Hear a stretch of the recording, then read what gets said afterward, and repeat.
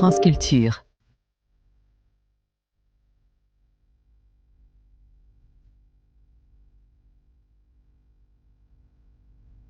Les nuits de France Culture.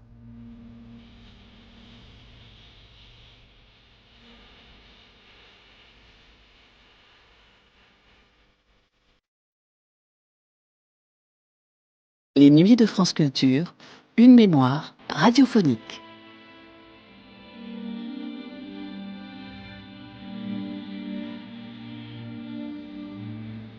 Il fut le père de l'un des grands détectives littéraires du XXe siècle, Gilbert K. Chesterton.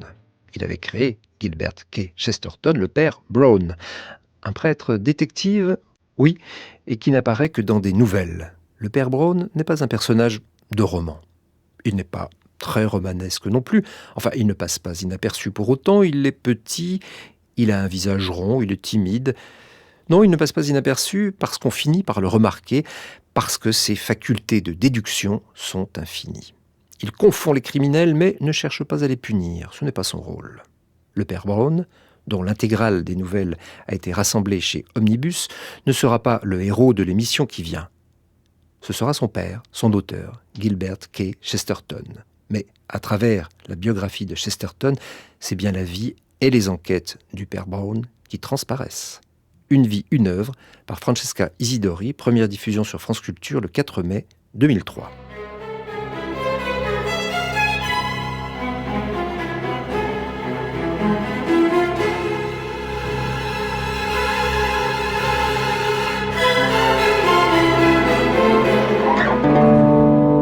On est constamment surpris par la logique de ce qu'il dit. Vous avez dit paradoxe? Comme c'est bizarre. Gilbert Keith Chesterton, 1874-1936, une émission de Francesca Isidori. C'est surprenant, c'est original, on n'avait pas pensé à ça, on n'avait pas fait les raccords qu'il fait, et pourtant c'est juste, c'est exact. On ne peut que penser comme Chesterton quand on lit Chesterton. Alexis Tadier, il y a une carte postale de la National Portrait Gallery à propos de Chesterton, enfin une carte postale où on voit un portrait de Chesterton, et au dos on peut lire que Chesterton fut célèbre pour sa corpulence et le brillant de ses paradoxes. C'est un peu court, peut-être, pour résumer Chesterton, mais... C'est assez joli, effectivement, un bonhomme et un esprit, un physique extraordinaire, 150 kilos, 1m93, une gueule, hein, vraiment, espèce de personnage massif comme ça. Et puis effectivement, un esprit, un trait d'esprit. Peut-être, faut faire attention parce que ça peut être réducteur de le garder pour ça, mais c'est un de ces auteurs qu'on peut citer. C'est la joie, je pense, je les consulte pas beaucoup, mais des dictionnaires de citation. C'est-à-dire qu'il y a, sur tous les sujets, il y a épigramme, bons mots, trait d'esprit, etc. Paradoxe, hein, goût du paradoxe, très très fort. Mais ça, il fait partie de ces écrivains, tous venus des îles britanniques, qu'on aime à citer comme ça pour leur trait d'esprit. Puis après, on appelle ça l'humour anglais. Et puis, ça devient une tautologie. Donc, le paradoxe, c'est une vision du monde chez Chesterton. C'est pas simplement le plaisir du bon mot. Du bonheur de courir après son chapeau.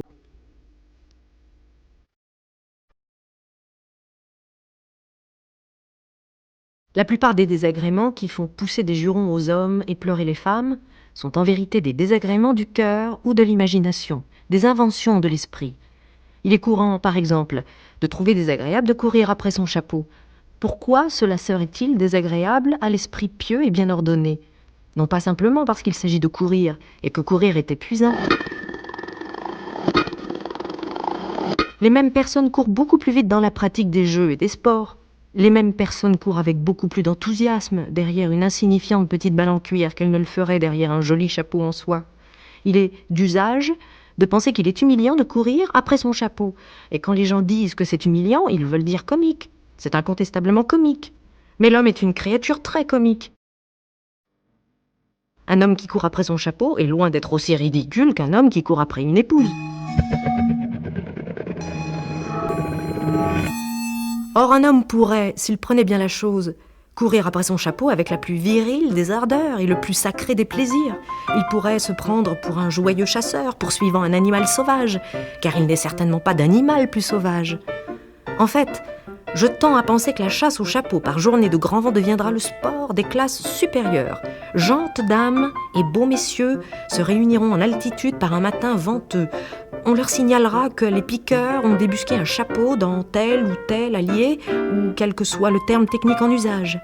Notez que cet emploi associerait au plus haut degré le sport et l'humanitarisme. Les chasseurs auraient le sentiment de ne pas infliger de souffrance, non, ils auraient le sentiment d'infliger du plaisir, un plaisir généreux, presque fou, aux gens qui regarderaient.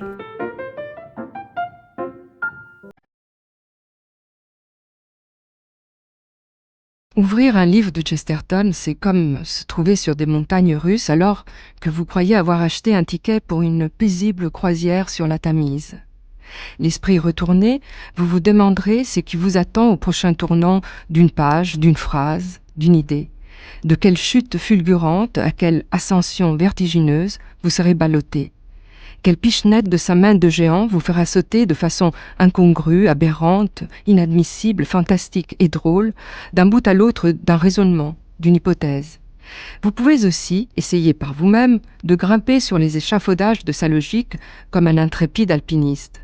Car pour lire Chesterton, il faut être sportif. Tenez-vous sur une jambe ou la tête en bas, et clignez de l'œil en marchant sur vos mains, alors vous verrez le monde comme il va ou comme il ne va pas, et si la posture n'est pas des plus confortables, l'exercice, lui, sera des plus profitables.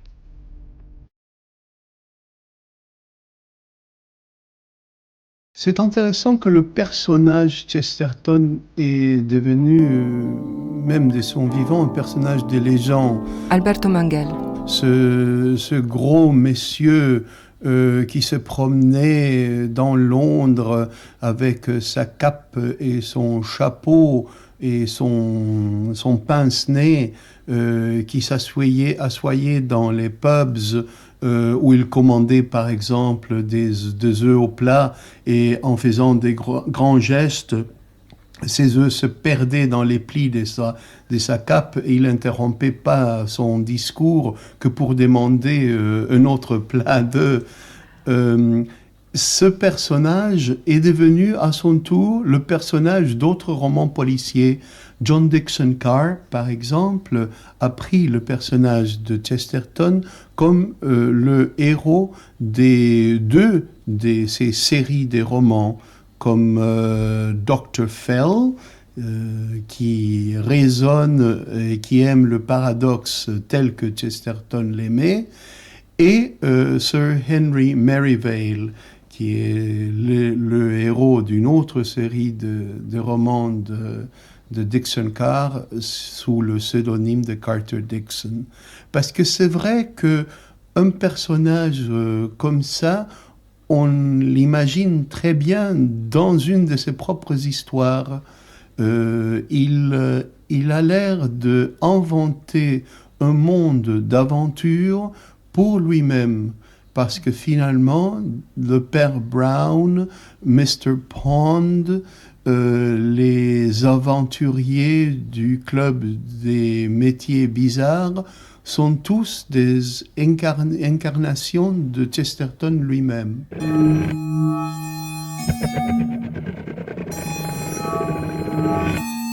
Bon, en fait, on peut dire qu'il est énorme dans tous les sens du terme. C'est-à-dire, il est énorme physiquement, et il est énorme avec un H dans ses écrits également. Robert Louis. Il est constamment dans l'excès, dans la vitalité, dans le débordement de vitalité.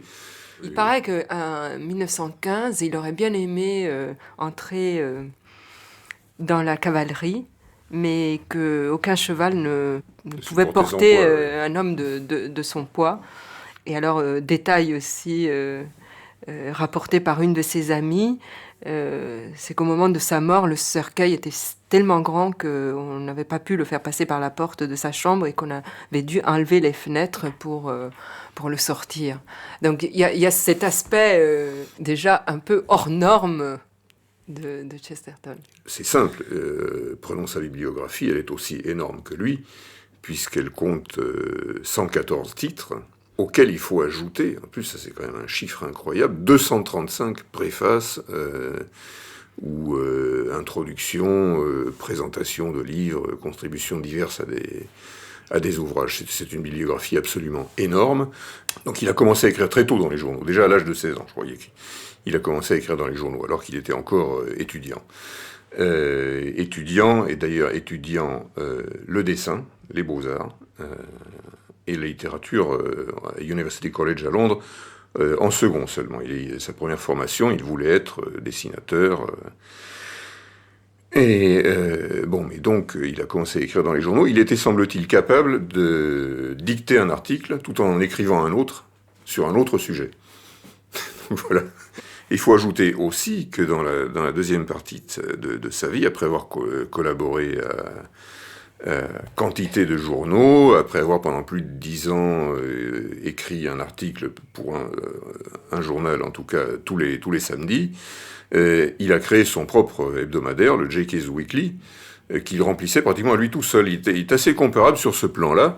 Et d'ailleurs, c'est peut-être pas finalement son seul point commun, parce que l'autre aussi était un polémiste et un débatteur, à Karl Kraus. Karl Kraus, qui lui aussi avait créé son journal, le Fackel, qu'il faisait pratiquement tout seul. Et Chesterton, lui, il avait le J.K.'s Weekly, c'était la même démarche, finalement. Il me semble aussi qu'il est un des écrivains le plus au jour de notre époque. Il répond à presque toutes les questions que nous nous posons en ouvrant le journal. Par exemple, maintenant, avec cette horrible guerre, il avait déjà répondu à ce genre de politique en parlant de la guerre en Afrique du Sud. La guerre Boer, il disait, c'était une guerre qui avait été lancée par des financiers pour des raisons purement économiques, et qu'elle était injuste, et que même si il n'était pas pacifiste, il croyait que le métier des guerriers était un métier noble. Justement parce que c'était un métier noble, il ne fallait pas se mêler à des conflits douteux comme celui de la guerre Boer. Il aurait dit exactement la même chose pour la guerre en Irak.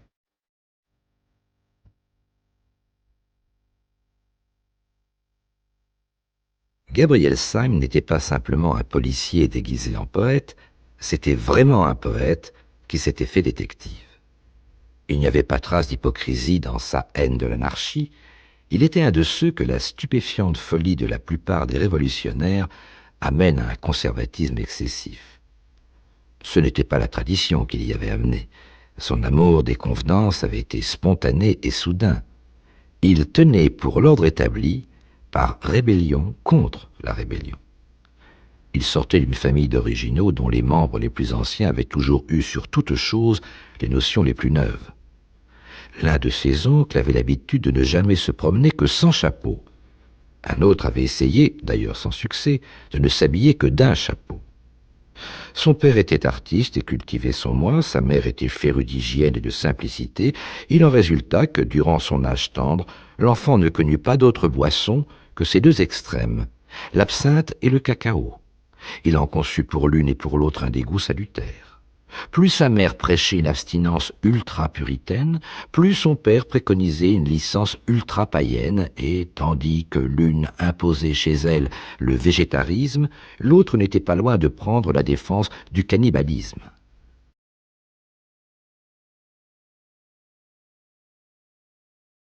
Entouré qu'il était depuis son enfance par toutes les formes possibles de la révolte, il était fatal que Gabriel se révoltât aussi contre quelque chose ou en faveur de quelque chose.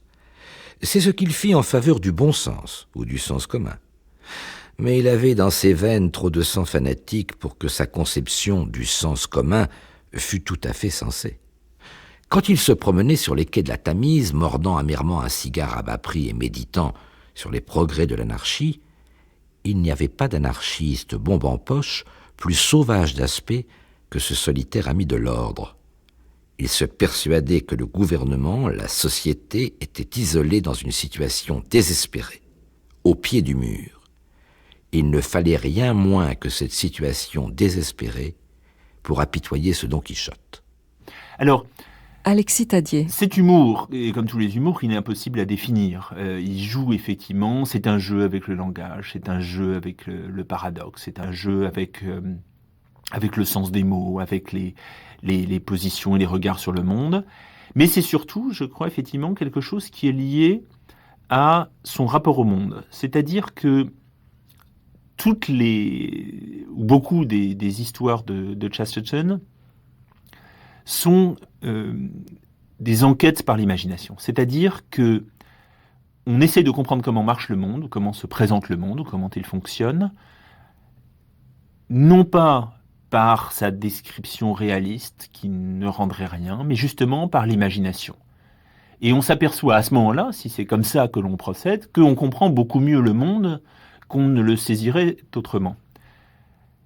C'est pour ça que beaucoup des personnages, la plupart des personnages de Chesterton, sont alors on appellerait ça des excentriques, hein, et on risquerait de retomber dans le cliché anglais, donc il faut prendre garde, mais ce sont en tout cas des personnages un petit peu en marge, qui se définissent eux-mêmes comme en marge. C'est le poète, Gabriel Gale, du Poète et les Lunatiques. C'est le juge reconverti dans une espèce de détection dans le club des métiers bizarres. Basil Grant. Et c'est évidemment le père Brown, la célèbre prêtre, série. Voilà, le célèbre prêtre détective, lui aussi en marge. Alors, tous ces personnages ont pour caractéristique de comprendre le monde justement grâce à l'imagination, parce que ce sont des poètes, disons de manière générale. Ce sont des poètes, et alors là, il faut remonter en fait à Edgar Poe. Je crois que tout Chesterton, en quelque sorte, vient d'Edgar Poe.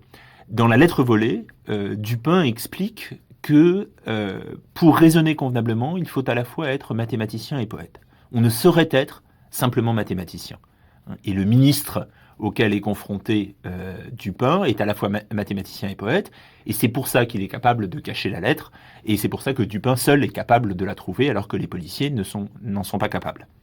Et Chesterton sort de là, à mon avis. C'est-à-dire que, et c'est une raison pour laquelle, visiblement, je ne sais pas exactement, mais visiblement on sent qu'il n'aime pas beaucoup Sherlock Holmes et Conan Doyle, c'est que Sherlock Holmes n'est que mathématicien. C'est celui qui scrute le monde, qui scrute le moindre détail, qui repère le moindre grain de poussière, et qui pense connaître le monde comme ça. Alors que dans toutes les nouvelles de Chesterton et dans tous les récits de Chesterton, ce qui compte, c'est une espèce d'empathie, de pouvoir de l'imagination, d'identification par exemple du père Brown avec la mentalité du criminel, d'identification qu'on trouve aussi chez le poète Gabriel Gale, qu'on trouve aussi chez Basil Grant dans le club des métiers bizarres. C'est-à-dire que ce sont des gens qui sont capables de saisir véritablement l'ordre du monde, de révéler, alors de trouver évidemment les criminels, hein, puisqu'on les trouve toujours, mais de montrer que le monde fonctionne réellement d'autres façons. Et c'est là que vous voyez que le goût du paradoxe, que cette espèce de pointe qu'on aime à citer, n'est pas simplement une citation gratuite, mais c'est véritablement une philosophie. Il y a une philosophie de ce style, qui est que le paradoxe, le paradoxe renverse le monde, justement. Et c'est ce que font toutes les histoires, cette imagination qui permet justement d'explorer l'univers, de dire comment il est, etc., est ancré justement ou s'appuie sur ce goût du paradoxe. Mais quand vous dites le paradoxe renverse le monde, on voit beaucoup de personnages qui sont littéralement renversés dans les nouvelles de Chesterton, c'est-à-dire qui marchent sur leurs mains ou qui sont tombés sur la tête, qui regardent le monde justement à l'envers. Oui, parce qu'on le voit mieux. On le voit beaucoup mieux si on a la tête à l'envers. C'est ce qu'explique le poète du poète et des lunatiques. C'est aussi le propre du juge du club des métiers bizarres, qui, s'il n'est pas physiquement la tête en bas, les pieds en l'air, renverse la justice et rend la justice de façon souterraine, sous la terre. C'est aussi le cas, cette espèce de renversement, on l'a dans le Napoléon de Notting Hill, où très brièvement, le roi n'est pas roi de droit, mais le roi est nommé. Et le roi, une fois nommé, décide de renverser le monde et de renverser le fonctionnement, justement, de la ville de Londres. Et donc, effectivement, le monde, peut-être qu'on le voit mieux en le regardant à l'envers.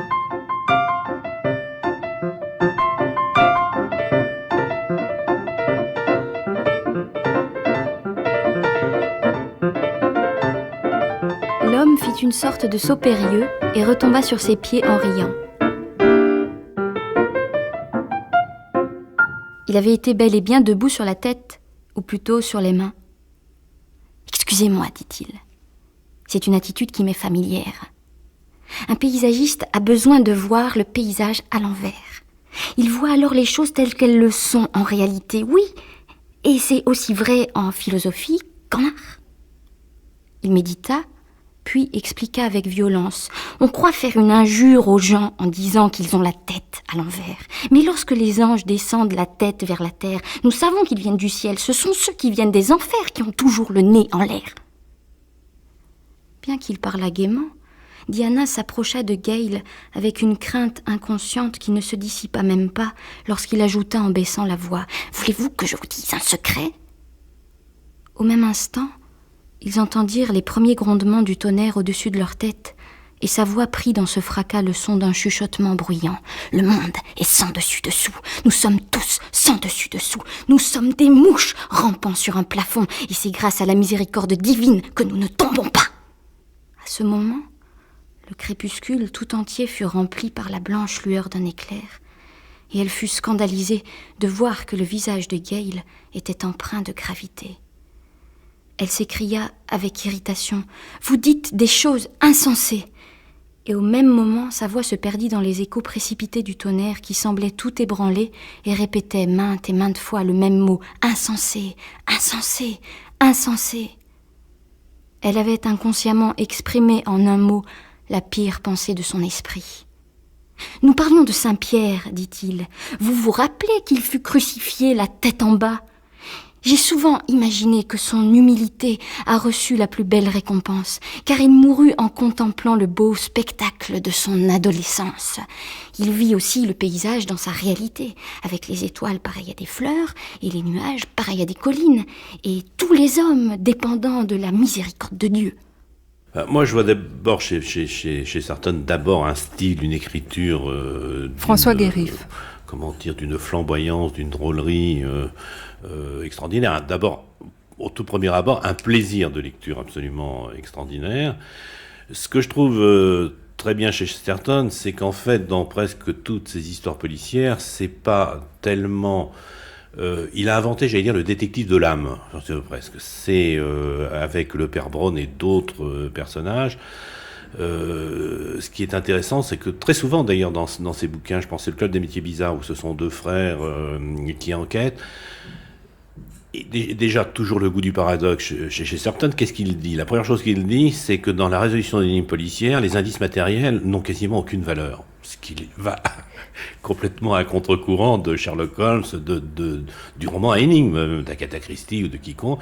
Les indices matériels ne sont pas intéressants. Ce qui intéresse le père Brown, ce qui intéresse le héros, l'enquêteur de Supervivants, ce qui intéresse le poète face au lunatique, c'est de s'imprégner de l'atmosphère, c'est de se mettre dans l'état d'esprit du criminel ou de celui qu'on recherche, c'est comprendre. Et ça va tellement loin que dans plusieurs livres, je pense à L'homme qui en savait trop aussi, il y a un autre enquêteur, ça n'intéresse vraiment pas d'envoyer les gens derrière les verrous ou au gibet ou n'importe quoi. Ce qui l'intéresse, c'est très flagrant dans L'homme qui en savait trop, où le détective et je crois le secrétaire d'un homme politique plus ou moins à la retraite, enfin le secrétaire qui est très blasé, et ce qui l'intéresse, c'est résoudre les énigmes, et puis il laisse les criminels courir à leur perte, parce que les criminels sont bêtes, donc de toute façon, c'est même pas la peine de les arrêter, de toute façon, ils vont eux-mêmes aller à leur perte. Et le père Brown, par exemple, qui est son personnage le plus célèbre, ce qui est intéressant, c'est que dans la cinquantaine d'histoires du père Brown, il y a un second personnage qui est Flambeau, qui est un voleur français que le père Brown a confondu, Et qu'est-ce qu'il veut, le père Brown, en fait? Il veut que le coupable sauve son âme. C'est très catholique. Et d'ailleurs, on sait que Chesterton s'est converti au catholicisme et que le père Brown lui était inspiré par un vrai prêtre qui s'appelle le père O'Connor et dont la tournure d'esprit l'a beaucoup influencé. Donc, ce qu'il veut, c'est pas le châtiment pénal, c'est qu'il sauve son âme. Et après, ce flambeau qui est en plus un espèce de titan gigantesque devient détective privé et devient le meilleur ami et l'assistant du père Brown. Donc déjà, il y a autre chose, qui est quand même un des premiers, c'est le crime impossible. C'est comment, je me souviens d'une histoire du père Brown, par exemple, qui est absolument extraordinaire, qui je me souviens plus du titre, je crois que il y a Moon Crescent dans le titre, où le point de départ, c'est comment le fait de tirer une balle de revolver au pied du mur d'un gratte-ciel entraîne la disparition au 14e étage d'un homme qui est dans un bureau qui est surveillé, en plus par des gens, et on retrouve en plus cet homme pendu quelques heures plus tard dans un autre endroit. Bon, tout ça paraît complètement illogique, et il y a une explication parfaite. Donc il y a en plus toujours ce goût du crime impossible, mais qui correspond à quelque chose de plus profond chez lui, je veux dire, qui sont souvent des questions métaphysiques. Alors, est-ce qu'il y a une métaphysique ? Je ne sais pas. Il y a un présupposé qui est que pour résoudre une énigme, le père Brown le dit souvent, pour résoudre une énigme, il faut se mettre dans l'âme du criminel. Et c'est un processus d'identification imaginaire qui permet seul de comprendre ce qui s'est passé. Cela dit, Chesterton partage probablement avec une partie du roman policier anglais, c'est que le mal, quand il y a mal, peut être identifié et peut être soit éradiqué de façon définitive, comme chez Agatha Christie, ou peut-être racheté. C'est le côté rédempteur du père Brown. En plus, il y a des caractéristiques bizarres chez Chesterton, même physiquement. On a commencé par parler de son embonpoint, son côté énorme. C'est quelqu'un qui, enfant, il n'a appris à lire qu'à 8 ans, semble-t-il. On peut dire qu'il s'est bien rattrapé depuis, mais enfin, il était en retard. À 18 ans, il n'avait pas mué, il n'avait pas fait sa puberté, sa voix n'avait pas mué, par exemple. Donc, on peut imaginer que ça a été un adolescent assez angoissé. En plus, c'est aussi l'adolescence, la période où il a été en contact, c'était très à la mode en Angleterre, avec des sociétés occultistes. Et même avec le terrible Aleister Crowley. Ça n'a pas duré très longtemps, mais donc il a connu des satanistes, des gens comme ça. On peut supposer que ça l'a frappé. Ça lui a peut-être donné des cauchemars, mais que justement son aspiration à la santé mentale vient aussi de la force de ses obsessions. Sans oublier le fait qu'en plus, ses contes et ses romans sont quand même pleins de meurtres, pleins de sang, de batailles. On peut peut-être rappeler les dates. Chesterton est né en 1874 dans le quartier de Kensington, à Londres, et il meurt en 1936. Alors, de qui est-il le contemporain ? Qu'est-ce qui se passe à ce moment-là sur la scène culturelle, littéraire en Angleterre ? Oui, il incarne une époque, en fait, clairement. Il est l'exact contemporain à... Alexis Tadier. Il meurt la même année, il est né 3 ans après, de Kipling, par exemple, pour situer très exactement. Il est le contemporain d'autres écrivains, comme Saki, par exemple, nouvelliste très célèbre, mort pendant la Première Guerre mondiale. Il est donc à la charnière entre l'époque victorienne et l'époque édouardienne. Il voit la mort de la reine Victoria en 1901 et vit sous le règne du roi Édouard, puis après du roi George. Littérairement, c'est une période particulièrement intéressante parce qu'elle voit plusieurs univers à la fois qui semblent cohabiter sans se connaître, voire qui cohabitent et parfois se détestent. Il y a un premier univers auquel appartient Chesterton, qui me semble caractérisé par plusieurs choses. Ce sont des nouvellistes, Saki, Kipling, Conrad même, Et c'est la redécouverte de la nouvelle en Angleterre. On croit que c'est un genre anglais, mais c'est un genre qui vient de la France. C'est Maupassant, et Flaubert aussi, mais c'est Maupassant qui a la grande influence, notamment sur Conrad et sur Kipling, et c'est comme ça que renaît le genre de la nouvelle en Angleterre. Ce sont donc des nouvellistes.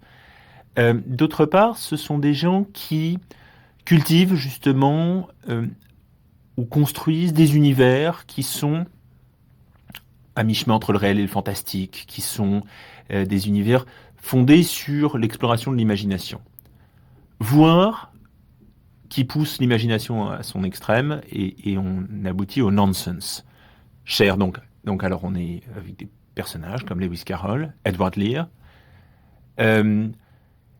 des univers fantastiques qu'on retrouve parfois chez Kipling, qu'on retrouve chez Saki, justement, qu'on retrouve aussi dans une certaine mesure chez Oscar Wilde. Il y a aussi des choses fantastiques. Et puis, chez des écrivains un peu oubliés, mais tout à fait étonnants, comme Arthur Machen, l'auteur de nouvelles fantastiques, auteur d'un extraordinaire livre sur Londres, qui s'appelle, si je me souviens bien, The Art of Wandering, l'art de la promenade, déambulation, errance. Il y a cet univers-là. Univers qui est parfois maintenant considéré avec dédain par certains, côté un petit peu élégant, un peu précieux peut-être, un peu maniéré, pas très social, il faut bien le dire. Bon, ouais, il est une exception bien sûr, mais qui sont quand même des écrivains tout à fait considérables. Et puis à côté de ça, c'est quand même aussi, il ne faut pas l'oublier, ce sont les contemporains des grands modernistes. Joyce écrit en même temps que Chesterton, T.S. Eliot écrit en même temps que Kipling, etc. Et on est là face à deux univers radicalement différents, car quel point de contact entre Chesterton et Ulysse. Et c'est même, en partie, la réputation extraordinaire et extraordinairement militante du modernisme qui fait s'éclipser ces écrivains dans l'histoire littéraire, en quelque sorte. C'est-à-dire que, par exemple, un écrivain comme Kipling, qui est un écrivain extraordinairement populaire, qui est tout le temps réédité, tout le temps lu, etc., est très certainement en partie éclipsé par le modernisme. Et c'est la même chose pour Chesterton, je pense. C'est le même genre de trajectoire. Donc, des gens qui sont lus, qui sont beaucoup appréciés, mais qui, par des effets de distorsion que connaît l'histoire littéraire, que connaît la critique, etc., sont peut-être moins lus que d'autres. Donc voilà, en quelque sorte, l'univers, à mon avis, littéraire dans lequel il se situe. Mais il y a une parenté certaine, je crois, avec ces grands nouvellistes, ces grands humoristes, ces écrivains, donc, comme je disais, qui explorent par l'imagination le monde. Il a d'abord écrit un premier recueil d'essais sur ses contemporains avec lesquels il était en débat et en dispute, d'ailleurs tout à fait amical. Non mais je parle là des grands, je parle de Bernard Shaw et de H.G. Wells. Avant tout, il s'est opposé au socialiste Fabien. Après avoir été lui-même, quand même, dans sa jeunesse, il se définissait comme reluctant socialist, un socialiste récalcitrant. Et cela dit, il s'est toujours réclamé, alors ça, de la démocratie.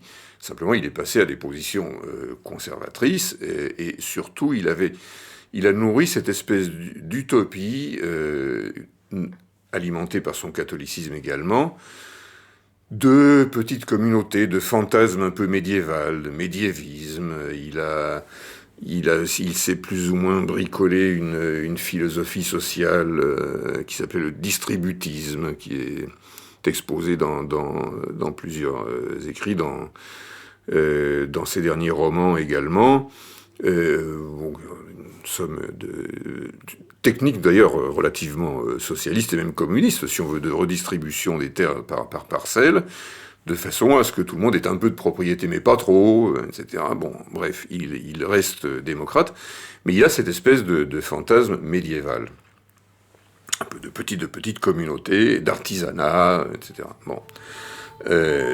Ça sur fond catholique, naturellement.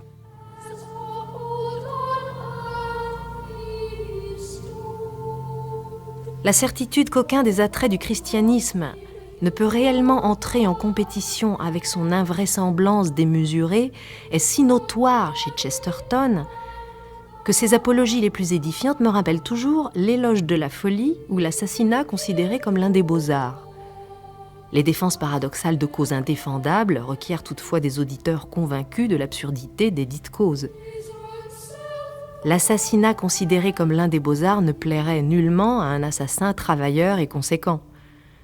Si je me hasardais moi-même à une défense du cannibalisme, en essayant de démontrer qu'il est inoffensif de manger de la chair humaine, puisque tous les aliments sont en puissance de la chair humaine, aucun cannibale ne m'accorderait le moindre sourire. Je crains qu'il n'en aille de même avec les catholiques confrontés au vaste jeu de Chesterton. José Luis Borges.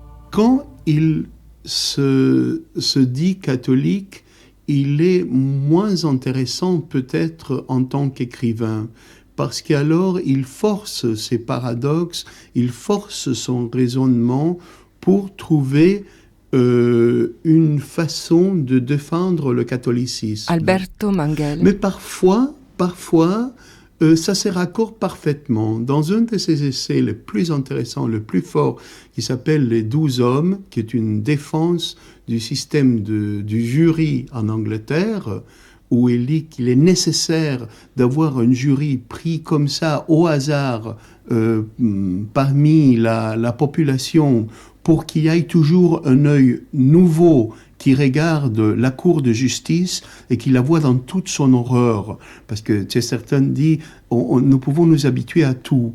Et le juge ne voit pas la cour, il voit son lieu de travail. L'avocat ne voit pas l'accusé, mais il voit l'habitude de tous les jours. Et donc il faut du sang nouveau qui voit justement l'horreur de tout ça.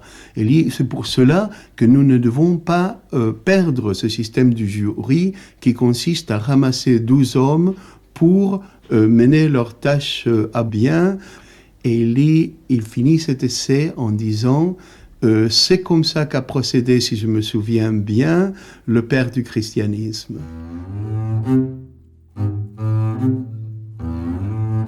Là, c'est évident que ça se marie parfaitement, son catholicisme avec son humanisme et son goût pour le paradoxe.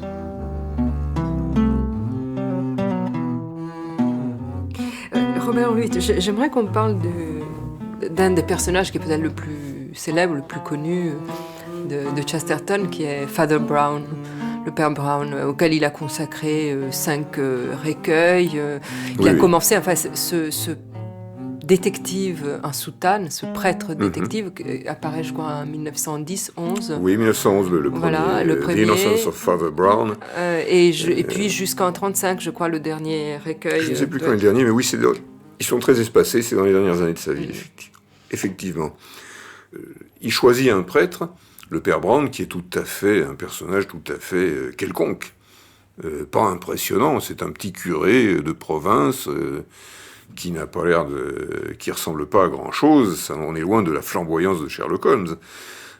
Simplement, ce que le père Brown expose dès ses premières histoires, les premières énigmes qu'il résout, ou les premiers bandits qu'il permet d'arrêter, il se trouve au carrefour exact dans la société où il peut le mieux avoir connaissance du mal, puisque le prêtre, il confesse.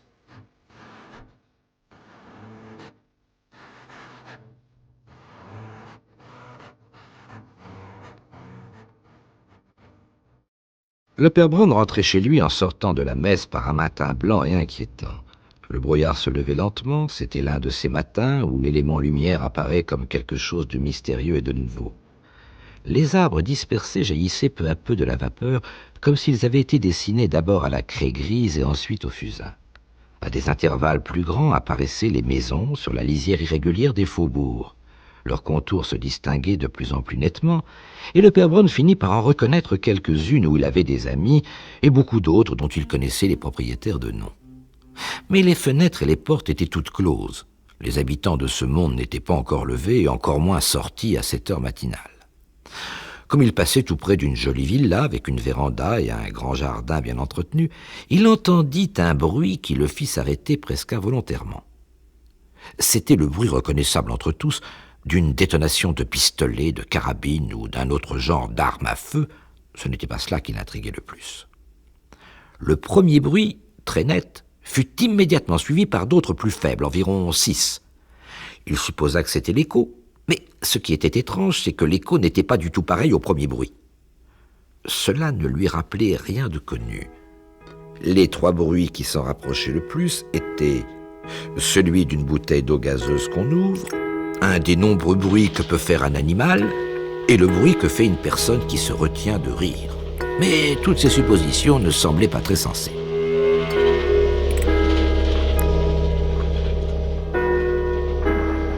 Il y avait 2 hommes dans le Père Brown.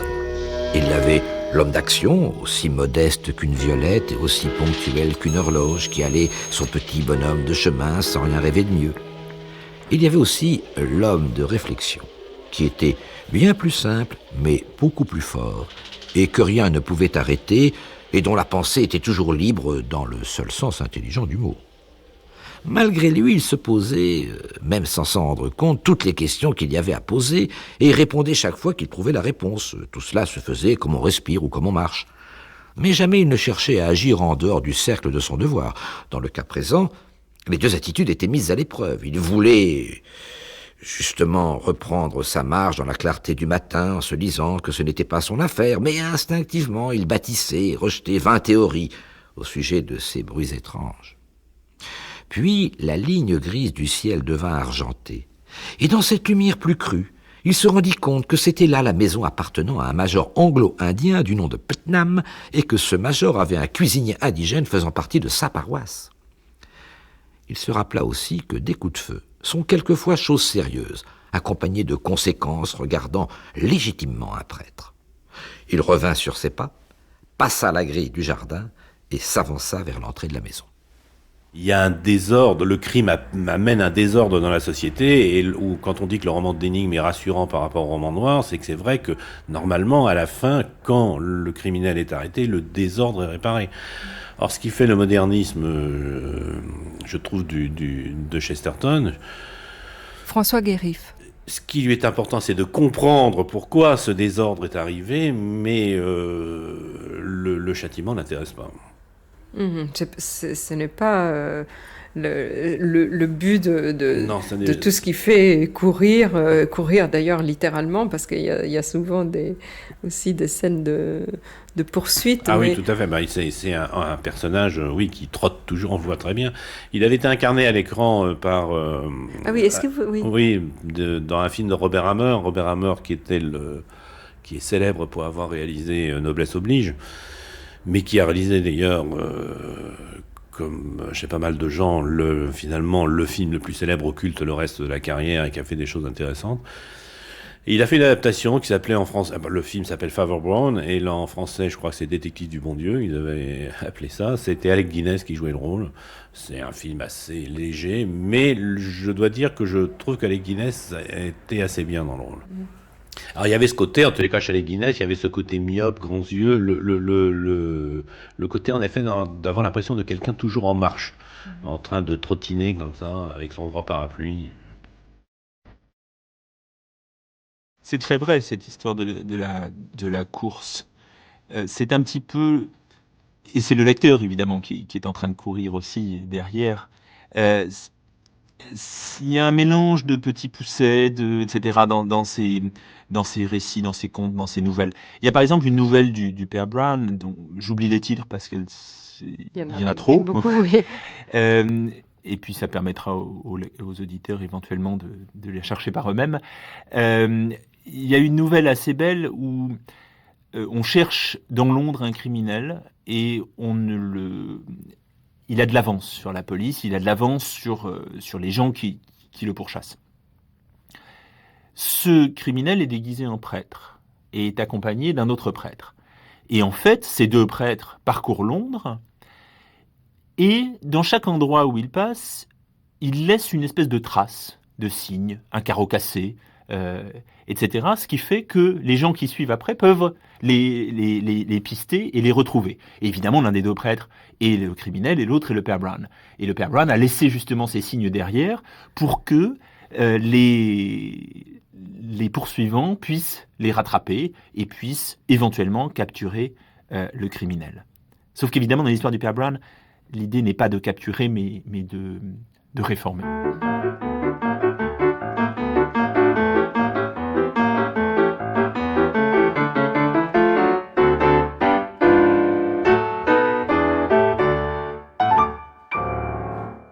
Il dit que le roman policier est la première forme romanesque qui illustre un sentiment poétique de la vie moderne.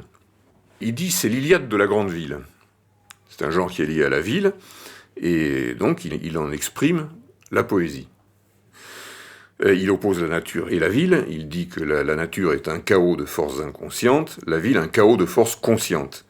Voilà, entre parenthèses, une formulation typiquement chestertonienne.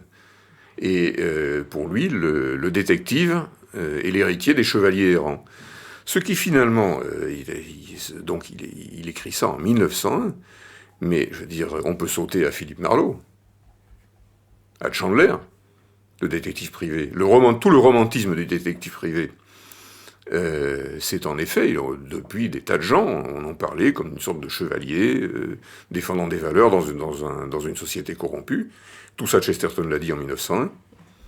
J'ai commencé à lire Chesterton parce que on m'a offert une collection de ses contes policiers, les contes du père Brown. Alberto Manguel. Qui sont d'une lecture tout à fait ravissante pour un adolescent qui s'intéresse à la littérature policière. Le paradoxe est au cœur de ces nouvelles, mais il y a aussi ce personnage extraordinaire du père Brown qui, dans toute sa timidité, est plus sage que les sages, qui dit à quelqu'un qui s'étonne de sa connaissance du monde criminel, dit, vous savez, on ne peut pas écouter la confession tous les dimanches sans savoir quelque chose de l'âme humaine. J'ai commencé donc par le père Brown, mais ensuite, grâce à Borges, j'ai lu ses essais, j'ai lu d'autres nouvelles comme Les Paradoxes de Mr. Pond, un volume splendide, et surtout, ce qui est peut-être mon livre préféré, en tout cas c'est un de mes livres de chevet, Le Nommé Jeudi. Pour moi, Le Nommé Jeudi est un chef-d'œuvre du rêve, de la réalité, du roman d'aventure, tout c'est là en même temps. Et de nouveau, avec un humour extraordinaire. Je ris à chaque fois que je relis ce roman, et je le relis facilement une fois par an. Ainsi grimé, je me rendis dans un salon où se réunissaient les admirateurs du professeur. Je m'attendais à être accueilli par des éclats de rire ou par une bordée d'injures indignées, selon l'état d'esprit où se trouveraient ces messieurs. Je ne saurais dire quelle surprise fut la mienne lorsqu'il se fit, à mon aspect, un silence religieux, suivi, quand j'ouvris la bouche, d'un murmure admiratif. Je subissais la malédiction de l'artiste parfait. J'avais été trop habile, j'étais trop vrai. Il me prenait pour le grand apôtre nihiliste lui-même. Sur ces entrefaites, le professeur entra, toutes les personnes qui m'entouraient le toisèrent, et je le considérai d'un regard glacial, les sourcils hauts levés. J'ai à peine besoin d'ajouter qu'il y eut une collision. Les pessimistes qui composaient la galerie considéraient tantôt l'un, tantôt l'autre des deux de Worms, se demandant lequel était le plus impotent. C'est moi qui gagnais. Un vieillard de santé précaire comme mon rival ne pouvait donner aussi complètement qu'un jeune acteur dans la force de l'âge l'impression d'une agonie ambulante. Il était réellement paralytique, voyez-vous, tandis que moi, je ne l'étais que pour mes spectateurs, et je le fus bien mieux, et bien plus que lui. Il voulut alors me battre sur le terrain philosophique. Je me défendis par une ruse bien simple. Chaque fois qu'il disait une chose incompréhensible pour tout autre que lui-même, je ripostais par quelque chose que moi-même je ne comprenais pas. Je ne pense pas, me dit-il, que vous auriez su dégager ce principe, à savoir que l'évolution est nécessairement négative parce qu'elle implique la supposition de lacunes essentielles à toute différenciation. Je répondis avec mépris. Vous avez lu cela dans Prigwerts. Quant à l'idée que l'involution fonctionne eugénétiquement, il y a longtemps qu'elle a été exposée par Glump. Inutile de vous dire que Prigwerts et Glump n'ont jamais existé, mais je fus assez étonné de voir que les témoins paraissaient se souvenir parfaitement de ces auteurs. Le professeur, se voyant en dépit de sa méthode savante et mystérieuse à la merci d'un adversaire dénué de scrupules, essaya de me désarçonner par une plaisanterie. « Je vois, dit-il, que vous triomphez à la manière du faux port d'Ésope. Et vous, vous êtes battu comme le hérisson de Montaigne. Je ne sache pas, je vous l'avoue, qu'il soit question de hérisson de Montaigne. Voilà que vous perdez vos moyens, dit-il. On pourrait en dire autant de votre barbe. » Ces 6 romans sont complètement inracontables parce qu'il emprunte justement à toute cette littérature feuilletonesque la multiplication des péripéties, tout n'est que retournement de situation, personnages qui se révèlent autres qu'ils ne sont. Le plus bel exemple, évidemment, c'est dans son roman le plus célèbre, et qui est d'ailleurs son chef-d'œuvre, dans Le Nommé Jeudi, où il est question d'une société secrète d'anarchistes qui complotent, et où tous les comploteurs en question se révèlent en fait des agents secrets, des agents de la police, destinés à arrêter les anarchistes en question. Tous sauf un, le chef des conspirateurs, le nommé Dimanche, dont on nous laisse entendre que c'est Dieu lui-même, qui serait donc le plus grand des comploteurs. Alors, en fait, dans ces romans, il y a toujours, en gros, 2 personnages centraux. C'est aussi le cas du Nommé Jeudi, entre deux personnages de poètes qui débattent, dont l'un va entraîner l'autre dans la société anarchiste. Il y a toujours 2 personnages qui débattent, et tout n'est que masque et que complot. Oui, mais c'est un roman policier philosophique, puisque Dimanche, anarchiste, alors tu as les paradoxes, est-ce que Dimanche c'est Dieu? Oui, sans doute. Qu'est-ce que raconte le livre? En tous les cas, c'est d'une drôlerie François Guérif. Formidable. C'était un roman, je me souviens, qui m'avait, un Nommé Jeudi, qui m'a complètement époustouflé, il n'y a pas d'autre mot, qui a été comme un souffle de vent, comme ça, et presque aussitôt après, j'ai lu Supervivant, qui était chez un éditeur moins connu, parce qu'on trouvait encore à l'époque des Chesterton, dont le début, l'arrivée du personnage principal qui est comme apporté par un ouragan, qui comme ça, d'un seul coup, apparaît dans le paysage comme porté par le vent, c'est absolument extraordinaire. Donc voilà, puis après... Les autres ont suivi. Les autres ont suivi, y compris ses biographies de saint Thomas d'Aquin, saint François d'Assise, Hérétique, Les crimes de l'Angleterre, L'homme aux clés d'or, qui est son autobiographie, enfin, personnage fascinant.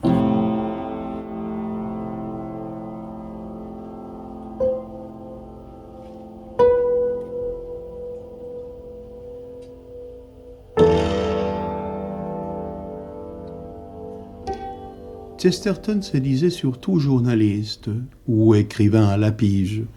Et on lui proposait un thème, et il s'est lancé sur ce thème et il écrivait un livre. Et il le faisait sans faire vraiment de recherches. Sa secrétaire raconte par exemple qu'il devait écrire une biographie sur Saint François d'Assise. Il l'a envoyé à la bibliothèque chercher quelques volumes sur Saint François. Elle revient avec ses livres, il les feuillette et il se met à écrire. Et le résultat est peut-être la biographie la plus claire pour voir ce saint. Et il l'a fait comme un journaliste, sans faire trop de recherches. Et c'est comme ça qu'il a écrit la plupart de ses livres. Borges admirait énormément la spontanéité qu'il y a dans ses ouvrages, dans sa biographie de Stevenson, de Browning, du peintre Watt, où il y a au milieu d'une appréciation du peintre quelques vrais bijoux d'essais sur la nature du langage, par exemple, ou la façon où nous vivons dans ce monde. Il ne pouvait pas s'empêcher d'être génial. C'est ça qui est extraordinaire.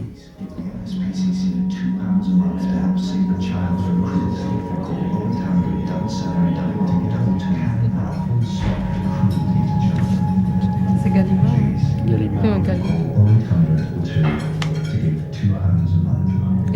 a la rayure rouge, c'est le... Alors ça, c'est l'édition anglaise de Browning, mais il a été publié dans cette collection Gallimard des années 20, La vie des hommes illustres. Ça n'aurait pas déplu, je pense, à Chesterton, Jean-Claude Biette, qu'on se retrouve aujourd'hui dans ce pub irlandais à Paris. On pourrait même l'imaginer presque assis là-bas dans un coin avec sa grande cape, son grand chapeau. Et il paraît qu'il buvait plutôt du Bourgogne que de la bière, mais enfin, il fréquentait beaucoup les bars de son quartier. Et il paraît que souvent, il partait de chez lui pour aller boire dans un pub et qu'il oubliait même d'enfiler ses chaussures. Il lui arrivait de partir avec une pantoufle et une chaussure. Alors, on s'est donné rendez-vous ici, Jean-Claude Biette, pour parler surtout des biographies de Chesterton. C'est un aspect un peu moins connu de son travail d'écrivain. Oui, il se trouve que c'est le seul que je connaisse, parce que ce qui m'a attiré chez Chesterton, c'est le fait qu'il ait écrit des livres sur des écrivains que je connaissais plutôt mal, à l'exception de Dickens et de Stevenson. Donc j'ai commencé par lire le Chaucer, le Robert Browning, et puis ensuite j'ai lu le William Cobbett et le Dickens. Et le Stevenson, je ne l'ai jamais trouvé.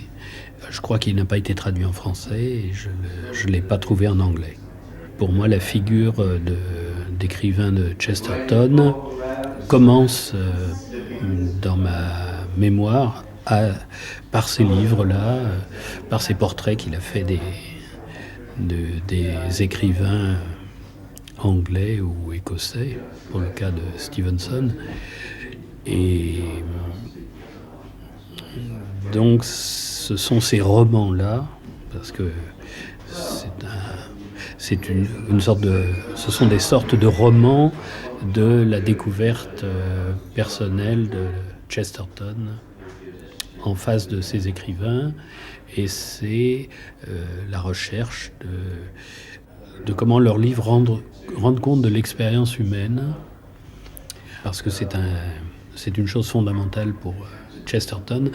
Son point de repère, c'est toujours la connaissance de l'être humain.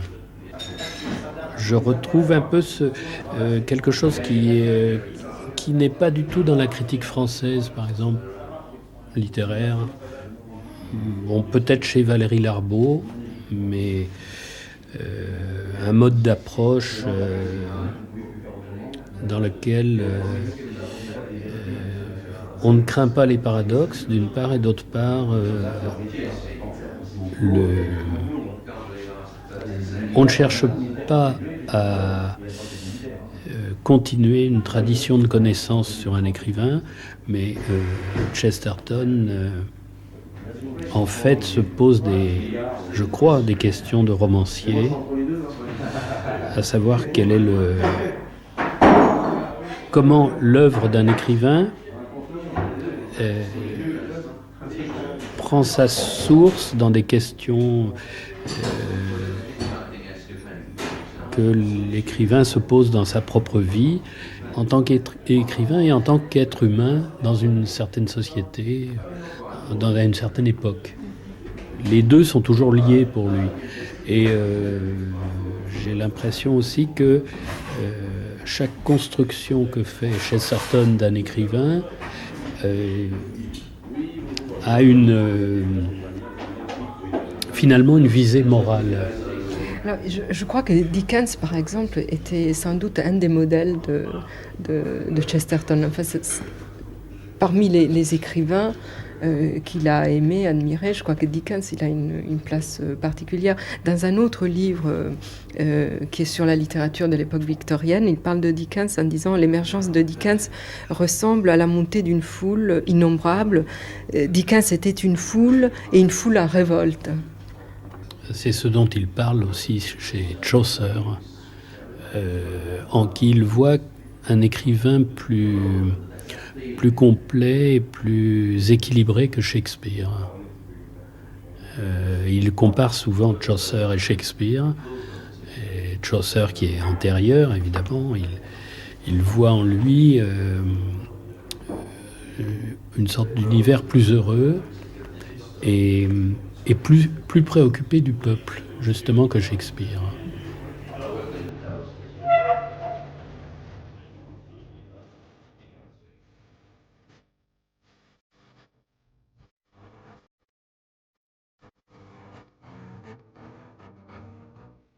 Si Chesterton s'est défendu d'être Edgar Allan Poe ou Franz Kafka, il y avait, dans la matière dont son moi était pétri, quelque chose qui tendait au cauchemar, quelque chose de secret, d'aveugle et de central. Ce n'est pas sans raison qu'il consacra ses premières œuvres à la justification de deux grands artistes gothiques, Brownings et Dickens. Ce n'est pas sans raison qu'il répéta que le meilleur livre venu d'Allemagne était le recueil des contes de Grimm. Il dénigra Ibsen et prit la défense, peut-être indéfendable, de Rostand. Mais les trolls et le fondeur de Peer Gynt étaient de la matière de ses songes. The stuff his dreams were made of. Cette discorde intime, cet assujettissement précaire d'une volonté démoniaque, définissent la nature de Chesterton. Je vois des figures de cette guerre dans les aventures du père Brown, qui prétendent expliquer, chacune, au moyen de la seule raison, un fait inexplicable. C'est pourquoi j'ai dit que ces fictions étaient une histoire chiffrée de Chesterton, des symboles et des miroirs de Chesterton.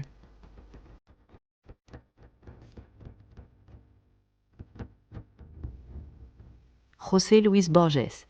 Vous venez de parler de Borges. Il faudrait peut-être que vous nous racontiez aussi comment Borges a été pour vous, Alberto Manguel, peut-être cet intermédiaire entre vous, le jeune homme que vous étiez au moment où vous l'avez rencontré, et la littérature en général, et puis plus particulièrement celle de Chesterton.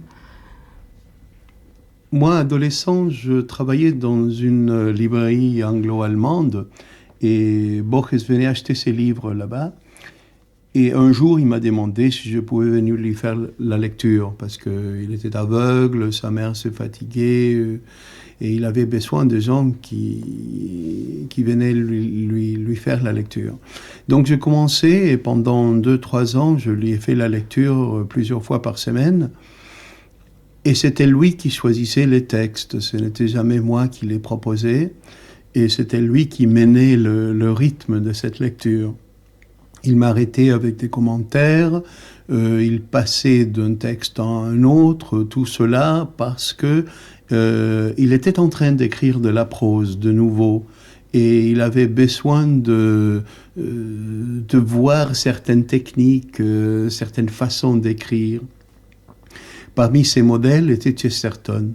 Et alors, on ouvrait un volume de Chesterton, il connaissait ses histoires presque par cœur, il me faisait lire, par exemple,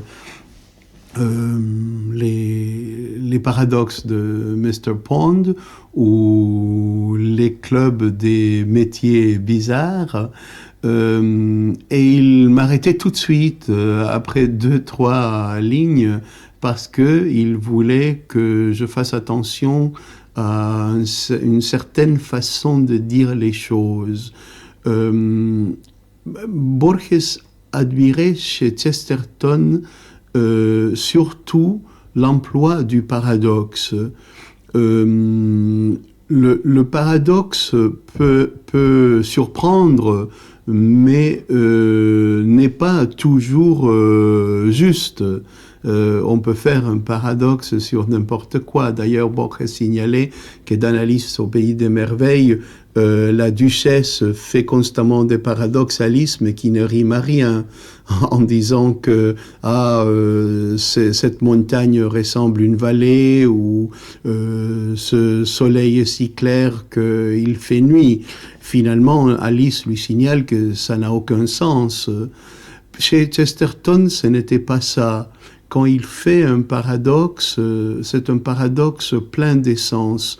Quand il dit, par exemple, que une des leçons essentielles qu'il faut apprendre aux enfants très jeunes, c'est que si on regarde quelque chose de trop près, on ne la voit plus.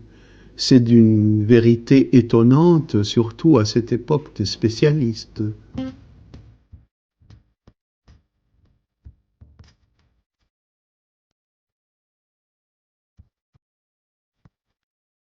L'espèce humaine, à laquelle appartiennent tant de mes lecteurs, a joué depuis le commencement des choses à des jeux d'enfants. Et c'est bien désagréable pour les quelques personnes qui sont devenues des grandes personnes. L'un de ces jeux favoris s'appelle « Laisser le lendemain dans l'ombre ». Je crois que les paysans du Shropshire le connaissent aussi sous le nom de « Démentir le prophète ». Les joueurs écoutent avec beaucoup de soin et de respect tout ce que les gens entendus ont à leur dire sur ce qui se passera à la génération suivante. Puis, ils attendent que les gens entendus soient morts, ils les enterrent très gentiment, et puis, ils font le contraire de ce que les gens entendus avaient prévu. Voilà tout. Mais pour un peuple au goût simple, c'est très amusant. Car les hommes, étant des enfants, ont la malice de l'enfant et son mystère. Et jamais, depuis le commencement du monde, ils n'ont fait ce que les sages considéraient comme inévitable. Ils lapidaient les faux prophètes, dit-on. Mais ils auraient lapidé les prophètes véridiques avec plus de juste joie encore. Individuellement, les hommes peuvent bien offrir une apparence plus ou moins rationnelle. Ils mangent, dorment, intriguent. Mais l'humanité en masse est mystique et frivole. Elle se plaît au changement. Les hommes sont des hommes, mais l'homme est une femme.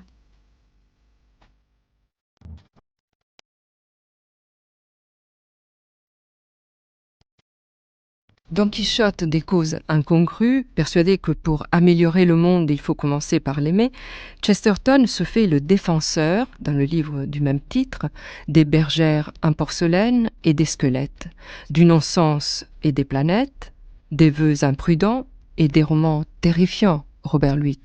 Alors Chesterton considère au départ que les gens, ses contemporains, ont tendance à tout sous-estimer.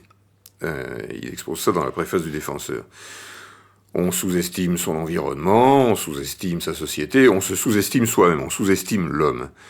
Alors, et il dit qu'il trouve donc juste et nécessaire, une tâche urgente à son époque de prendre la défense d'un certain nombre de choses. Et la défense d'un certain nombre de choses, il précise des choses qui ne sont pas forcément bonnes. En effet, les romans terrifiants, c'est peut-être pas très bon, c'est peut-être de la très bonne littérature, mais des choses qu'il estime assez bonnes pour en avoir rendu d'autres meilleures.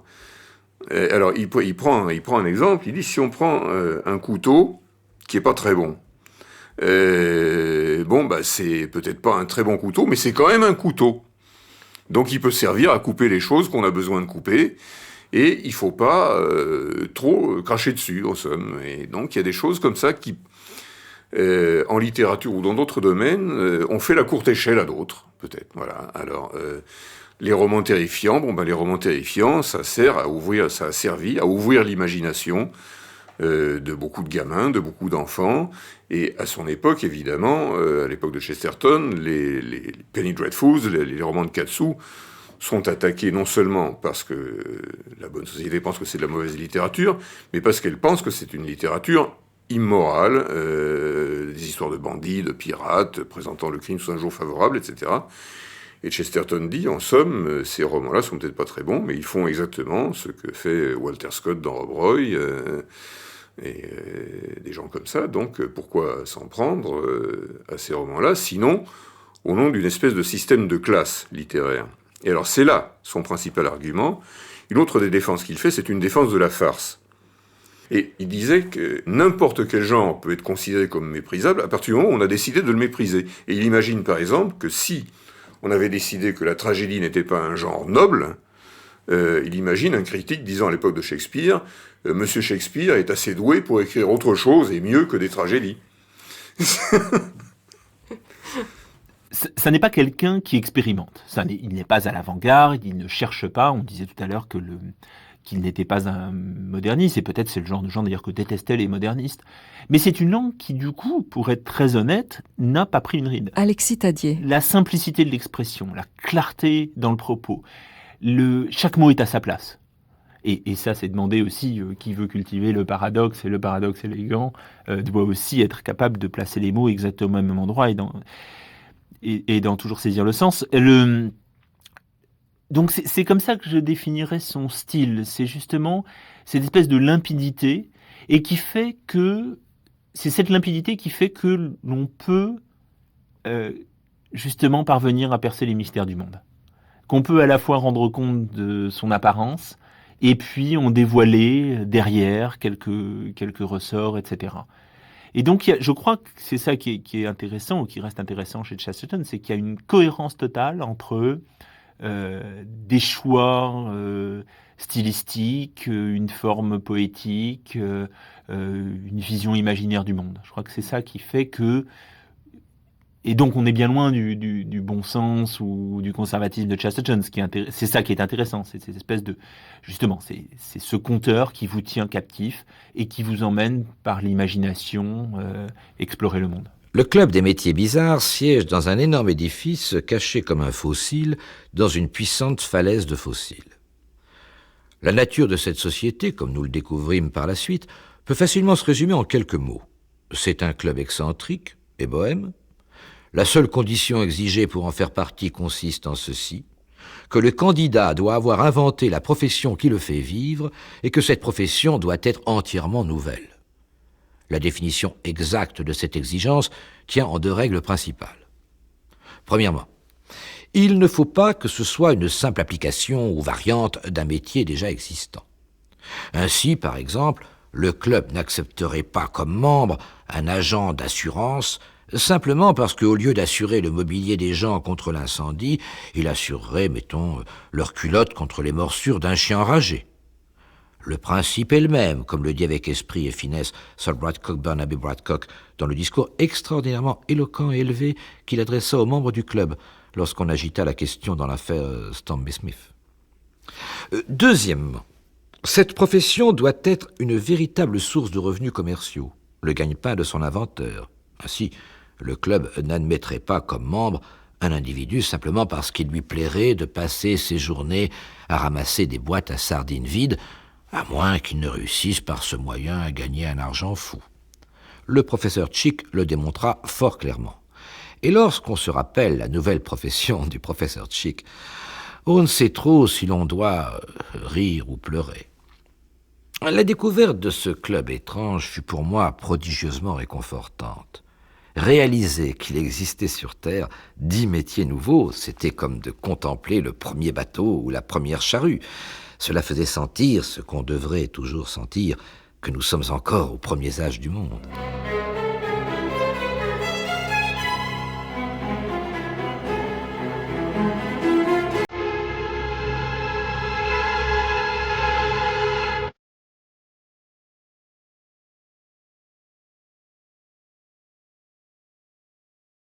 Que je sois tombé enfin sur un club aussi bizarre n'était pas, je peux le dire sans vanité, tellement singulier, car j'ai la manie de faire partie d'autant de clubs que possible. On peut même dire que je fais collection de clubs, et j'en ai accumulé une variété immense et fantastique depuis que, dans ma jeunesse audacieuse, je suis entré à l'Athénéum. Sous peu, je raconterai peut-être des histoires sur d'autres clubs auxquels j'ai appartenu. Je dirai les faits et gestes du club des souliers du Maccabée, cette fraternité superficiellement immorale, mais ténébreusement justifiable. J'expliquerai l'origine curieuse du chat et du chrétien, dont on a si honteusement mal interprété le nom. Et le monde saura du moins pourquoi l'Institut des dactylos a fusionné avec la Ligue des tulipes rouges. Dédicace saté, naturellement, je n'ose pas dire un mot. En tout cas, la première de mes révélations aura trait au club des métiers bizarres, club que j'étais forcé de découvrir tôt ou tard grâce à mon singulier dada. Tout part de ce club des métiers bizarres, qui est un club assez particulier. Enfin, on sait que l'Angleterre est par excellence le pays des clubs, mais il fallait le trouver, celui-là. Oui, il est extraordinaire. La règle du club des métiers bizarres, c'est qu'il faut être capable de gagner sa vie par une activité qui n'est pas reconnue. qui n'est pas enregistré, qui n'est pas un métier. Il faut avoir une passion, etc. Il faut se trouver un petit créneau, en quelque sorte, comme on dirait aujourd'hui. Et alors, ça donne des métiers comme celui de garder les gens à la maison. C'est-à-dire de les empêcher de sortir de chez eux. Et il les empêche de sortir de chez eux, de quitter leur domicile. Et c'est une belle image de ce qu'est Chesterton, en racontant des histoires. Et plus les histoires sont extraordinaires, plus les gens seront obligés de rester chez eux. Et évidemment, c'est aussi la figure du conteur qu'est Chesterton, et la figure à l'inverse ou en face du lecteur, obligé de rester chez lui parce qu'il tourne compulsivement les pages du récit de Chesterton en face de lui, qui vous tient captif, littéralement, oui, absolument, et puis qui vous démonte le monde, qui le déguise, qui le change, qui change de chapeau, qui transforme des hommes en prêtres, des prêtres en femmes. Et donc, il y a un côté magique, littéralement magicien du conteur. Et je crois que c'est ça qui est la beauté de Chesterton. C'est dans ces moments-là qu'il y a une espèce de jubilation extraordinaire. Et le tout fait de façon extraordinairement concise, extraordinairement précise, extraordinairement limpide. C'est un style d'une simplicité extraordinaire. Même les gens qui ne lisent pas très bien l'anglais peuvent le lire en anglais, je pense. C'est d'une clarté exemplaire. Et j'ai l'impression aussi que les lecteurs de Chesterton sont des lecteurs un peu particuliers, comme une sorte de je ne sais pas, de société secrète, mais qu'il y a quelque chose qui circule comme ça. D'ailleurs, Chesterton, c'est quelqu'un qu'on aime, qu'on oublie un peu, et puis qui revient à des périodes différentes, mais toujours... je m'en suis rendu compte là, en appelant les uns les autres pour cette émission, il y a une réaction immédiate. Il y a une sorte de fraternité internationale, en effet, des lecteurs de Chesterton, qui regroupe des gens très divers. Il y a quelqu'un comme Graham Greene. Lui, ça n'est pas très étonnant, puisque ils ont en commun la conversion au catholicisme. Graham Greene a écrit un petit essai sur Chesterton, un petit texte, où il parle de son optimisme cosmique. Et il a une formule, et oui, il dit que l'optimisme cosmique de Chesterton, c'est la croyance selon laquelle il fait bon être ici. Greene lui-même met la formule entre guillemets. Et il y a un côté un peu pangloss chez Chesterton, en somme. Tout est pour le mieux dans le meilleur des mondes. Mais comme Borges l'a très bien percé à jour, il y a une volonté de s'en convaincre, plus qu'une réelle adhésion à la croyance en question. Mais Greene donc admire beaucoup Chesterton, il le rapproche de Peggy par certains côtés également. Il y a Greene, il y a de façon peut-être plus inattendue quelqu'un comme Drieux-La Rochelle. Et il y a un recueil d'essais littéraires de Drieux-La Rochelle qui s'appelle Sur les écrivains, dans lequel il y a un des premiers articles sur Borges, qu'il avait rencontré dans un voyage en Argentine dans les années 30. Il en est revenu en écrivant un des tout premiers textes sur Borges, dans lequel il dit « Borges vaut le voyage ». Et il a écrit, à la même époque, peut-être en avait-il parlé avec Borges justement, un article sur Chesterton, qui s'appelle « Chesterton, orthodoxe paradoxal ». Et il a cette formule, il dit que c'est un polémiste qui ne fait pas bon rencontrer au coin d'une idée. Une formule assez drôle. Voyons avant tout dans Chesterton le non-conformiste qui double un homme de foi. Voilà un exemple sur lequel nous pouvons méditer avec passion par le temps qui court. Nous ne manquons pas de conformistes de droite ou de gauche qui ne nous donnent pas du tout le sentiment de la foi profonde, nécessaire, originale. Nous n'avons vraiment pas beaucoup d'esprit à la sincérité mordante qui s'attache à l'idéologie qu'ils ont remise au monde dans une gestation intime et pénible et qui ne la lâche plus et qui la servent avec des moyens personnels, vivants, émouvants ou amusants. Imaginez comme ce serait épatant, par exemple, que dans les 10 dernières années, il y ait eu un homme parmi nous qui ait repensé et recréé la pensée socialiste et qui ne se soit pas contenté de rabâcher des citations de Marx. Cet homme-là aurait paru à beaucoup un phénomène surprenant, ahurissant, et sans doute aurait-on commencé par dire « quel farceur !» Vers 1890 ou 1900 en Angleterre, Chesterton apparut. Sans doute n'a-t-il jamais beaucoup réjoui une foule d'imbéciles qui pensaient partager avec lui les mêmes idées. Mais il a pourtant été un champion incomparable. N'est-ce pas rare et précieux, un esprit de cette espèce qui sert et qui ne s'asservit pas, qui combat et ne se repose jamais, un libre serviteur. C'est ainsi que fut Gorky jusque dans ces dernières années, le Gorky d'avant le retour à Moscou, le Gorky du second exil à Capri. Chesterton, exilé de l'Angleterre anglicane, dans son catholicisme d'apparence paradoxale, était le seul vivant des écrivains conservateurs anglais, plus jeune et plus efficace que Kipling depuis longtemps dépassé. Salut à Chesterton, orthodoxe paradoxal, docteur sans titre officiel, combattant sans décoration. Drieux-La Rochelle, 1936.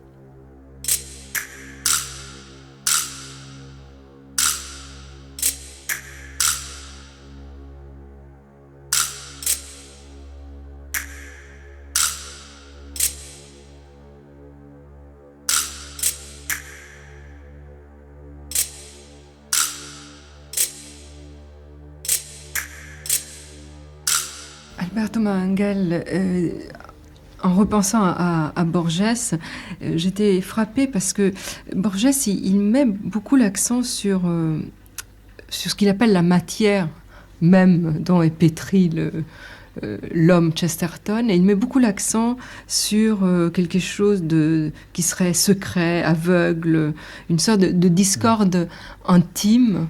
Il parle aussi de Chesterton en disant que c'est un ourdisseur de cauchemars. Alors ça paraît un peu paradoxal pour le coup, alors qu'à première vue on ne voit chez Chesterton que justement le faiseur de bons mots, de pointes d'esprit. Borges disait que c'était étonnant qu'un être comme Stevenson, toujours malade, toujours souffrant, était une des personnes les plus gaies, les plus heureuses de la littérature. Et quelqu'un comme Chesterton, qui avait eu finalement une vie saine, normale, toujours avec la même femme et les mêmes amis, était un auteur de cauchemars, que le monde de Chesterton était noir et rouge, peuplé des fantômes, avec des images qui font peur, comme celle d'une tour dont la forme même était méchante, ou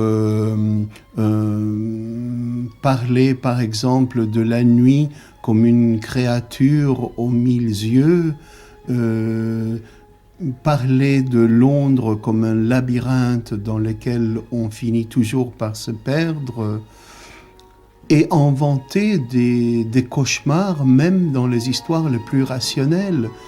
Ces contes policiers permettent toujours la supposition d'une solution cauchemardesque qui s'avère ne pas être la vraie, mais qui est toujours la plus intéressante.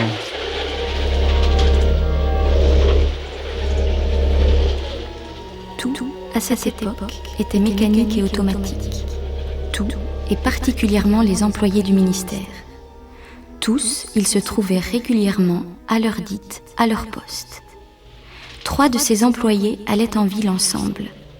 Le voisinage les connaissait. 2 d'entre eux étaient grands, et le 3e était petit. Et ce matin-là, il se trouva que le petit était en retard de quelques minutes pour rejoindre les 2 autres, comme il passait devant sa porte. Il lui eût été facile de les rattraper en 3 enjambées. Il lui eût été facile de les appeler. Or, il ne le fit pas. Pour je ne sais quelle raison que nul ne connaîtra jamais jusqu'au jour où nos âmes comparaîtront devant leur juge, si jamais elles doivent comparaître devant qui que ce soit, et c'est là une idée que l'on classait alors de pair avec le fétichisme, pour je ne sais quelle raison, il ne rejoignit pas ses compagnons et se mit à marcher derrière eux. Le jour était triste, leurs habits étaient tristes, tout était triste. Mais obéissant à une vague bizarrerie d'humeur, il traversa rue après rue, quartier après quartier, sans détacher le regard des dos de ces 2 hommes qui se seraient retournés s'il les avait appelés. Or, Il est une loi inscrite dans le plus obscur des livres de la vie, et la voici. Vous regarderez une chose 999 fois sans que rien vienne vous troubler, mais si vous la regardez pour la 1000e fois, vous courez l'épouvantable risque de la voir pour la première fois. C'est ainsi que le petit fonctionnaire considérait les basques de redingote des deux grands, et de rue en rue, de coin de rue en coin de rue, il ne voyait que basques d'habits et basques d'habits, quand, sans qu'il pût dire le moins du monde comment il se faisait, il lui arriva de découvrir autre chose. Devant lui, 2 noirs dragons marchaient à reculons. 2 noirs dragons le considéraient de leurs yeux méchants. Les dragons marchaient à reculons, il est vrai, mais ils n'en cessaient pas moins de le fixer. En réalité, les 2 yeux qu'il voyait n'étaient que les boutons fixés à la taille de la redingote. Et peut-être était-ce quelques souvenirs traditionnels de leur signification perdue qui donnaient à leur regard cette acuité presque folle. La fente qui séparait les basques de l'habit formait le nez et la gueule du monstre. Et chaque fois que les basques flottaient au vent d'hiver, les dragons se léchaient les babines. Ce n'était qu'une impression du moment, mais le petit fonctionnaire ne put jamais s'en défaire et en trouva dans la suite la trace persistante dans son âme. Jamais, dans la suite, il ne put penser à des individus en redingote sans penser à ces dragons marchant à reculons. Il expliqua depuis à ses amis, en y mettant tout le tact nécessaire, que, tout en gardant pour chacun d'eux une estime inexprimable, il ne pouvait considérer sérieusement leur figure que comme des espèces de queues. C'était, il le reconnaissait, une belle queue, une queue levée vers le firmament. Mais, ajoutait-il, un ami sincère qui voudrait les contempler face à face et fixer son regard dans les yeux de leurs âmes devrait se permettre de les contourner respectueusement de façon à les voir de dos. Et alors, il verrait les 2 noirs dragons avec leurs yeux aveugles. Le rapport entre Borges et Chesterton est très étroit, plus qu'on ne le croit, et Borges cachait souvent sa dette envers Chesterton. C'est vrai, on connaît très bien l'influence de Chesterton sur les nouvelles policières de Borges.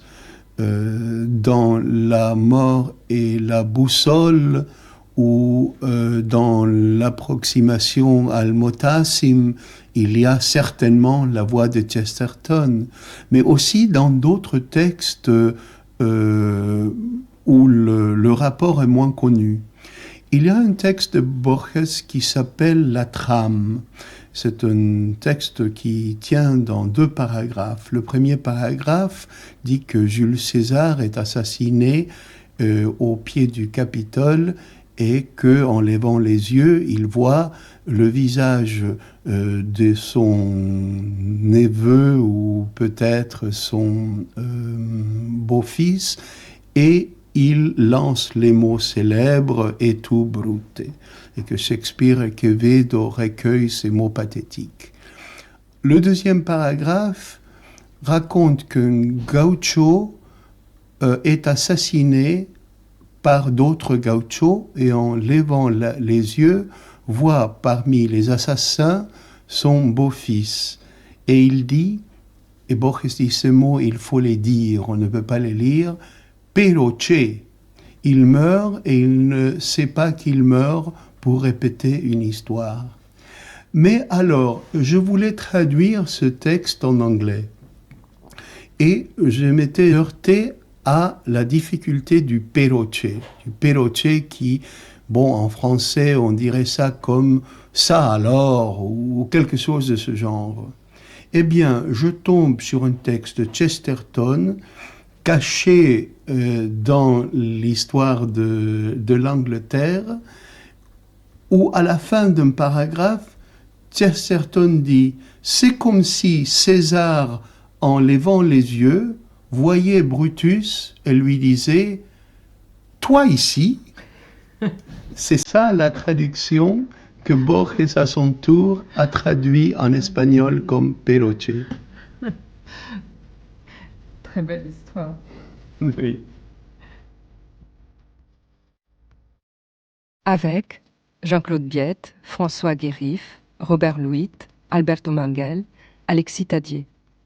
Texte lu par Laurence Blasco, Agnès Pontier, Noël Simsolo.